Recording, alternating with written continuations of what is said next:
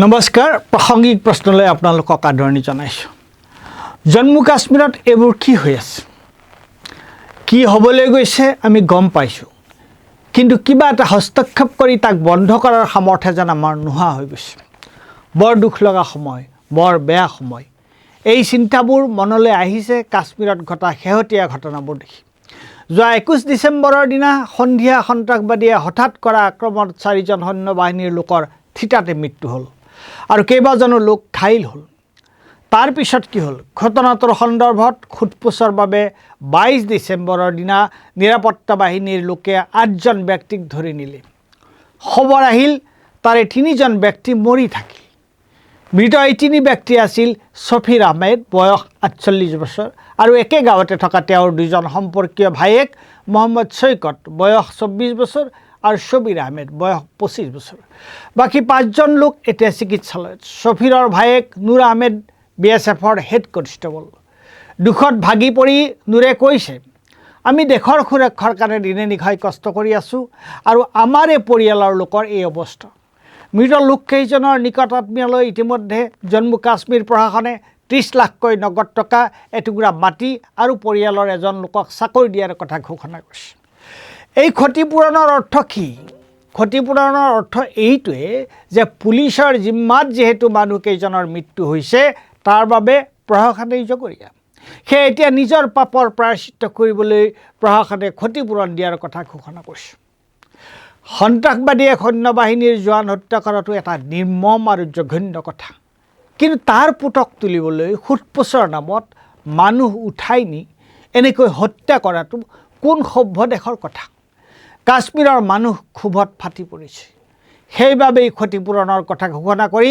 প্ৰশাসনে কাশ্মীৰীসকলৰ ক্ষোভ প্ৰশমিত কৰিবলৈ চেষ্টা কৰিছে এইটো কেনে কথা হৈছে ই সন্ত্ৰাসবাদ নিৰ্মূল কৰিবনে এইবোৰ দেখি জম্মু কাশ্মীৰৰ মানুহ ম্ৰিয়মান হৈ পৰিছে এই ভিডিঅটো চাওকচোন কি কৈছে তেওঁলোকে वीडियोस कुछ वायरल हो रहे हैं तशद्दुद के टॉर्चर के वो देखकर कलेजा मुंह को आता है कि शुक्र है कि इनको OGW नहीं बताया इनको सिविलियन और इनोसेंट मान लिया एडमिनिस्ट्रेशन ने तभी जो गन है वो किसी के दिमाग को कंट्रोल नहीं कर सकती guns can never control the brain controls the mouth of guns दरअसल डायलॉग जो है संवाद जो है बातचीत जो है वो दरअसल मसलों को हल करता है वायलेंस चाहे इस तरफ से हो या वायलेंस उस तरफ से हो हम उसको कंडेम करते हैं हिंदुस्तान बड़ी तेजी से गलत हाथों में गलत दिशा में जा रहा है फौजी मारे गए और उस तो बाद सिविलियन का कत्ल किया गया देखिए जी 2 रोज़ कबल जिस तरीके से पुंछ के बफलियाज इलाके में मिलिटेंट्स की जानिब से घात लगाकर हमला करके भारतीय सेना के 5 लोगों को शहीद किया गया वो एक बड़ा ही दुखदायक मामला था काबिल मजम्मत था लेकिन उसके बाद हालात जिस तरीके से आगे बढ़े वो उससे भी ज़्यादा काबिल मजम्मत है जिस तरीके से वहाँ पे आसपास के गाँव से 18 लोगों को उठाया गया पूछताछ के लिए उठाना कोई बुरी बात नहीं है पूछताछ तो होनी चाहिए जहाँ पे इतना बड़ा कांड हो जाए लोगों की जानें चली जाएं लेकिन उसमें तशद्दुद करके बर्बरियत करके टॉर्चर करके जो है 3 लोगों की अभी तक तो मौत हो चुकी है जिसमें 48 बरस का सफ़ीर 28 बरस का शौकत और फिर शबीर शामिल है इनकी मौत हो चुकी है और अभी जो कुछ लोग जो हैं हॉस्पिटल्स में हैं 5 लोग तो सीरियस बताए जाते हैं तो बहरहाल सवाल ये पैदा होता है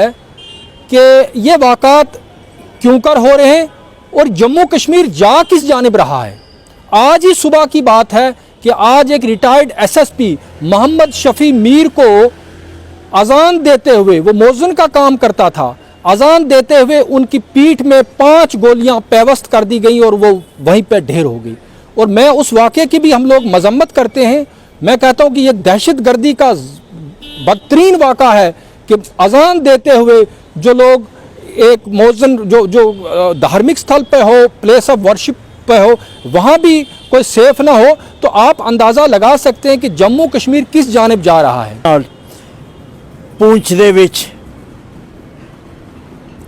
फौजी मारे गए और उस तो बाद सिविलियन का कत्ल किया गया मैं अज ये गल साफ तौर पर कहना चाहूँगा कि फिरका परस्त ਏਜੰਸੀਆਂ ਨੂੰ ਬਾਜ਼ ਆਉਣਾ ਚਾਹੀਦਾ ਹੈ। ਇਹ ਫਿਰਕਾ ਪ੍ਰਸਤੀ ਦੀ ਰਾਜਨੀਤੀ ਨੂੰ ਛੱਡ ਕੇ ਔਰ ਅਮਨ ਅਮਾਨ ਦੀ ਗੱਲ ਕਰਨੀ ਚਾਹੀਦੀ ਹੈ। ਔਰ ਇਹਦੇ ਵਾਸਤੇ ਹਿੰਦੂ ਮੁਸਲਮਾਨ ਸਿੱਖ ਈਸਾਈ ਨੂੰ ਸਾਰਿਆਂ ਨੂੰ ਮਿਲ ਕੇ ਅਮਨ ਦੇ ਵਾਸਤੇ ਇੱਕ ਆਵਾਜ਼ ਬੰਦ ਕਰਕੇ ਆਵਾਜ਼ ਨੂੰ ਬੁਲੰਦ ਕਰਕੇ ਉਸ ਰਾਸਤੇ ਉੱਪਰ ਚੱਲਣਾ ਚਾਹੀਦਾ ਹੈ।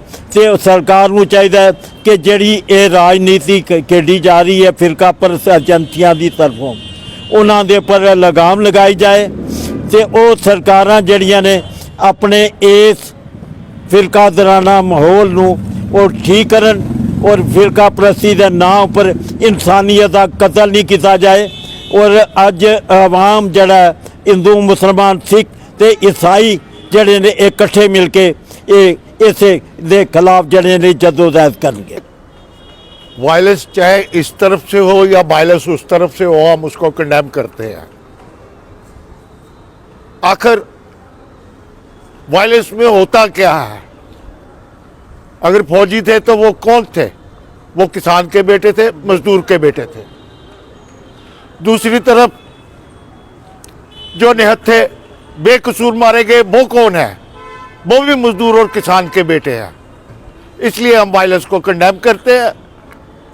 साथियों, हम आज समाज से एक बात कहना चाहते हैं कि अब समय आ गया है कि आप विचार करो, क्या एक तरफ की राजनीति चलेगी या सामूहिक राजनीति चलेगी? किसी चाहे वो फौजी वर्दी में मर जाए, चाहे वो किसी गलती से फिर सिविलियन मारा जाए, ये दोनों हैं हमारी समझ के मुताबिक। हम सब पीस एक्टिविस्ट हैं और हम समझते हैं कि दुनिया में जो गन है वो किसी के दिमाग को कंट्रोल नहीं कर सकती। Guns can never control the brains, brain controls the mouth of guns. Idea जो है वो दरअसल डायलॉग जो है, संवाद जो है, बातचीत जो है वो दरअसल मसलों को हल करता है। अगर कोई भी ये सोचता है, चाहे वो बंदूक हाथ में लेकर सोचता है या वो बंदूक के बहाने किसी को पकड़कर बंदूक चला देता है, वो दरअसल गलती पर है। और हम समझते हैं कि सोसाइटी को आज ये इस रास्ते को छोड़कर हमें संवाद का रास्ता अपनाना चाहिए और अमन का रास्ता अपनाना चाहिए। चाहे वो बारामूला में केस हो रहा है, एक बारामूला का नहीं है, एक सुरनकोट का नहीं है, ये हमें रोज अब देखने को मिल रहा है। पिछले कुछ महीनों से ये हमारे रियासत তেওঁলোকৰ শাৰীৰিক অভিব্যক্তিয়ে কি কৈছে, তেওঁলোকৰ মুখেৰে নোকোৱা কথা তেওঁলোকৰ শাৰীৰিক অভিব্যক্তিত ফুটি উঠা নাই জানো? দেশখন কলৈ গৈ আছে? সংবিধানৰ ৩৭০ ধাৰা বাতিল কৰা হ'ল, উচ্চতম ন্যায়ালয়ত চৰকাৰৰ সিদ্ধান্ত বাহাল ৰাখিলে, কিন্তু কাশ্মীৰৰ পৰা সন্ত্ৰাসবাদ নিৰ্মূল হ'লনে? কাশ্মীৰলৈ শান্তি ঘূৰি আহিলনে? ৰজৌৰীত ইয়াৰ আগতে সন্ত্ৰাসবাদী কাৰ্যকলাপ নাই বুলিয়ে কোৱা হৈছিল। এতিয়া আজি কিছুদিনৰ পৰা তাত আকৌ উগ্ৰপন্থীসকল মূৰ দাগি উঠিছে। এটা ঠাইত হিংসাত্মক উগ্ৰপন্থী কাৰ্যকলাপ এবাৰ আৰম্ভ হোৱাৰ পিছত তাক নিৰ্মূল কৰাটো ইমান সহজ কথা নহয়, আমি জানো। আৰু হিংসাৰে যে হিংসা দমন কৰিব নোৱাৰি সেইটো বাৰম্বাৰ প্ৰমাণ হৈছে। তৎসত্ত্বেও কাশ্মীৰত উগ্ৰপন্থী ধৰাৰ নামত সাধাৰণ নাগৰিকক এনেদৰে হাৰাশাস্তি কৰা হৈছে। সন্ত্ৰাসবাদ আৰু তাক দমনৰ নামত যিবোৰ কাম কৰা হৈছে তাৰ বলি কোন? দুয়োফালে সাধাৰণ লোক সেইসকলেই তাৰ ভুক্তভোগী হোৱা নাই জানো? সন্ত্ৰাসবাদী আক্ৰমণত নিহত হোৱা জোৱানসকল আমাৰে আত্মীয় কুটুম্ব। ঠিক তেনেদৰে সন্ত্ৰাসবাদ ৰোধ কৰাৰ নামত নিৰাপত্তাৰক্ষীৰ হাতত প্ৰাণ যোৱা লোকসকলো আমাৰে মানুহ। আনহাতে সন্ত্ৰাসবাদীসকল কিমান নিৰ্মম চাওক, তেওঁলোকে ইছলামৰ কথা কয়, অথচ আজান দিবলৈ আৰম্ভ কৰা মানুহ এজনক পিছফালৰ পৰা গুলীয়াই হত্যা কৰিবলৈ তেওঁলোকে কুণ্ঠাবোধ নকৰে। এইখিনিতে ৰাষ্ট্ৰ আৰু সন্ত্ৰাসবাদৰ মাজত আমি যেন কিবা এটা ৰহস্যজনক মিল দেখা পাওঁ। এটা কথা নিশ্চিত, নিৰ্বিচাৰে মানুহ হত্যা কৰি কোনো লাভ নহয়। সাধাৰণ মানুহৰ অন্তৰ জয় কৰিব নোৱাৰিলে, তেওঁলোকক আস্থাত নল'লে কোনো সমস্যাৰ স্থায়ী সমাধান অসম্ভৱ। আৰু এটা কথা, সন্ত্ৰাসবাদীসকল সন্ত্ৰাসবাদী, তেওঁলোক নৈৰাজ্যবাদী, আইন কানুন নমনা লোক। কিন্তু ৰাষ্ট্ৰৰ প্ৰশাসনটো নৈৰাজ্যবাদী হ'ব নোৱাৰে। প্ৰশাসন মানে আইনৰ শাসন নহয় জানো? তেনেহ'লে সোধপোছৰ বাবে নিৰাপত্তাৰক্ষীয়ে ধৰি নিয়া ব্যক্তি লাশ হৈ ঘূৰি আহে কিয়? আৰু এই যে চাৰিওফালে চলি আছে এনকাউণ্টাৰ হত্যাবোৰ, সেইবোৰ কি? অসমতো আকৌ নতুনকৈ এনকাউণ্টাৰ হত্যা আৰম্ভ হৈছে। সাধাৰণ নাগৰিকে আইন ভংগ কৰিলে শাস্তি বিহিবলৈ আইন কানুন আছে, ৰাষ্ট্ৰ আছে। কিন্তু ৰাষ্ট্ৰই যেতিয়া আইন ভংগ কৰে তেতিয়া তাৰ কাৰণে নিৰ্দিষ্ট কোনোবা এজন ব্যক্তি জগৰীয়া নে যিসকলে তেনে নীতি নিৰ্ধাৰণ কৰে তেওঁলোক জগৰীয়া? যোৰহাটৰ গ্ৰেনেড বিস্ফোৰণত জড়িত বুলি আৰক্ষীয়ে বাৰে বাৰে হাৰাশাস্তি কৰি থকা দীপাংকৰ গগৈ বোলা ল'ৰাজনে আৰক্ষীৰ উপৰ্যুপৰি জেৰাত ভাগি পৰি কালি আত্মহত্যা কৰিছে। আৰক্ষীয়ে এতিয়া কি ক'ব? এনেদৰে এতিয়া যিবোৰ ঘটনা চকুৰ আগতে ঘটি আছে সেইবোৰে আমাৰ দেশৰ পৰিস্থিতি ক্ৰমাৎ জটিলৰ পৰা জটিলতাৰ কৰি তুলিছে। অথচ আমি তাক বাধা দিব পৰা নাই। নিৰুপায় হৈ আমি কেৱল তাৰ নিৰ্বাক সাক্ষী হৈ আছোঁ। সময় কি দুঃসময়লৈ ৰূপান্তৰিত হৈছে। ধন্যবাদ।